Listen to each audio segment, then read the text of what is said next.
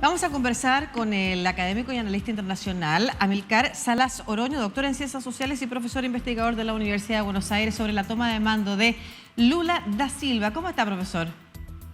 ¿Qué tal? Un buen día para ustedes. Muchas gracias por estar conectado con toda Latinoamérica a través de DNews para conversar de lo que fue este traspaso de mando inédito. Si bien no sorprendió la ausencia del presidente saliente, Jair Bolsonaro, son de esas cosas que no debieran pasar, ¿no es cierto? Y vamos a explicar un poquito y le vamos a pedir a usted que nos ayude a entender por qué. ¿Por qué llama tan profundamente la atención la ausencia o no se produce habitualmente la ausencia del mandatario saliente en la entrega del mando a quien ingresa en ese cargo?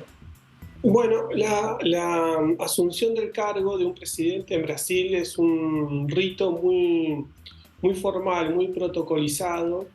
Hay una ley especial que regla todo el periodo que va desde que es elegido hasta la asunción. Se componen ministerios paralelos que comparten informaciones con los ministerios salientes. Y, y el día de ayer, el 1 de enero, que es cuando asume el cargo, también es un día muy especial y se le da mucha importancia al momento de la entrega de la faja presidencial, de todo el rito, digamos. Bolsonaro es el primer presidente que después de la democratización no se presenta, no entrega la faja presidencial, tampoco lo hizo su vicepresidente Hamilton Mourão, podría haber sido una opción, en un signo quizás típico de Bolsonaro o que caracteriza, digamos, todo lo que fue el gobierno de Bolsonaro, que es desapegarse a los ritos, a las formalidades democráticas. Esto hay que resaltarlo porque claro, es importante, de alguna forma. Estos ritos no son solo para una... Claro, eso le quería preguntar. No son solo actos protocolares y una persona más informal podría decir no importa, no quiero ser protagonista. ¿Hay algún mensaje? Recordemos al menos de los que la última década. Recordamos a Cristina Fernández no entregándole el mando, ¿no es cierto?, a Mauricio Macri. Recordamos también a Donald Trump, por supuesto, en un evento mucho más agitado, además, respaldando de alguna forma la toma del Capitolio. Y está Bolsonaro. En el mundo esto no es habitual. Y eso le quería preguntar, institucionalmente, democráticamente, ¿qué significa que un presidente saliente le entregue el mando al presidente entrante? Bueno, son distintos los casos, ¿no? Pero en todo caso, las circunstancias es para que el presidente que comienza su cargo esté imbuido de la legitimidad del cargo, ¿no? Porque de alguna forma a veces se nos pierde, pero los presidentes tienen la potestad de los ciudadanos para realizar las acciones que quieran. Tienen un mandato, pero están autorizados, ¿no es cierto? Entonces, los ritos vienen a confirmar esas autorizaciones por parte de la ciudadanía. Y es importante que quede claro que las autorizaciones tenían un tiempo y un límite y comienza otro cuando justamente el saliente le entrega al que viene. Los ritos tienen su grado de cuestión pintoresca, pero son momentos claves en este sentido, de la legitimidad presidencial. Nosotros en América Latina, sobre todo en América Latina, hemos decidido por los presidencialismos. Entonces, las rutinas por las cuales se entregan los mandos es importante. El caso de Cristina Fernández tenía que ver con una reinterpretación de las reglas que quería hacer el presidente entrante, Mauricio Macri. En el caso de Trump, Trump desconoció los resultados. Un poco Bolsonaro quiso jugar con la misma idea. Son casos distintos, pero en todo caso lo importante es el cargo y cómo se transfiere esa autoridad. Sí, en este caso fue el presidente del Senado Federal y el Congreso de Brasil, Rodrigo Pacheco, quien encabeza la ceremonia de entrega de mando y luego es una recolectora. Así le conocemos en Chile a las personas que efectivamente recogen cosas, las reciclan, cosas de los despojos que muchas veces dejan las personas en las basuras, entre otros integrantes que hablan de la diversidad y del tipo de pueblo al que se dirige Lula da Silva. ¿Qué señales vio usted además en todas estas ceremonias? Bueno, fueron dos momentos. Uno dentro del Congreso, donde Rodrigo Pacheco, la autoridad del Senado, dirigió, digamos, el proceso de firmas, ¿no es cierto?, de nuevas autoridades, de nuevos cargos. Ese fue un proceso con una rutina muy marcada por el Congreso, fue también por un color, ahí solo entraban, digamos, los representantes de la Cámara, extranjeros, del Senado, y ahí también Lula dio un discurso dirigido precisamente a la clase política.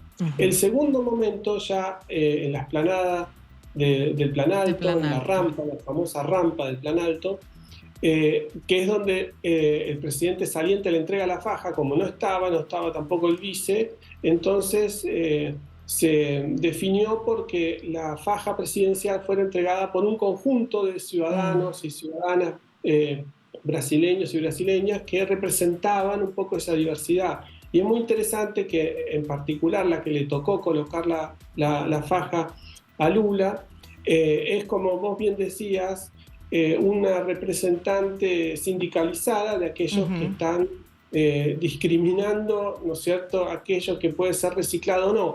Pero una cosa interesante, esta joven participó también de lo que fue la vigilia de Lula. En esos 580 días en los que Lula estuvo preso en Curitiba, hubo afuera del servicio penitenciario, de cárcel que funcionó en ese caso para Lula, personas que durante los días y las noches, le decían buen día, buenas noches, hicieron todo lo posible para no olvidar que Lula estaba preso. Bueno, quien le puso la faja participó, es paranaense del estado de Paraná, de Curitiba, además de tener ese trabajo, también estaba muy metida en lo que fue la campaña por la vigilia de Lula y la Lula libre. Sí, ¿de qué manera los discursos de Lula también, sus palabras, anticipan el tipo de gobierno que va a tener al menos en su primer año?